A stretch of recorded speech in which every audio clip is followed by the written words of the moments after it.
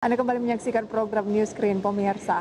Satuan Tugas Pemulihan Ekonomi Nasional menargetkan realisasi anggaran akan mencapai 100 triliun rupiah pada bulan September ini. Hal ini dimaksudkan untuk menopang pertumbuhan ekonomi Indonesia pada kuartal ketiga.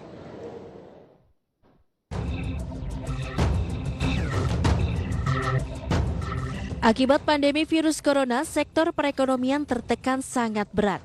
Ketua Satgas Pemulihan dan Transformasi Ekonomi Nasional Budi Gunadi Sadikin menegaskan pemerintah menargetkan akan menyalurkan bantuan kepada masyarakat hingga 100 triliun rupiah di akhir September ini.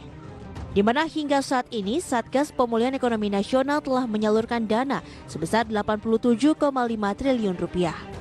Budi Gunadi menjelaskan penyaluran bantuan ini diharapkan dapat mendorong pertumbuhan ekonomi nasional sehingga dapat terhindar dari resesi ekonomi di kuartal ketiga.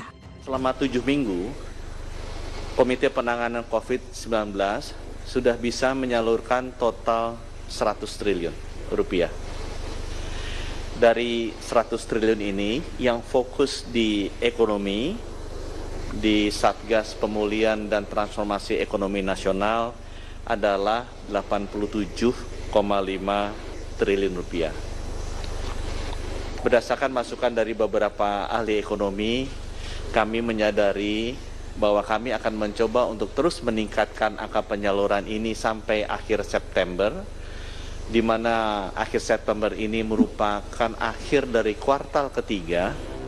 Sementara itu, secara kumulatif total anggaran yang berhasil disalurkan hingga saat ini, baik dari Satgas Kesehatan maupun Satgas Ekonomi, yakni sebesar 240,9 triliun rupiah. Angka ini tumbuh sekitar 30% dari akhir Juli lalu, yang tercatat sebesar 140,4 triliun rupiah.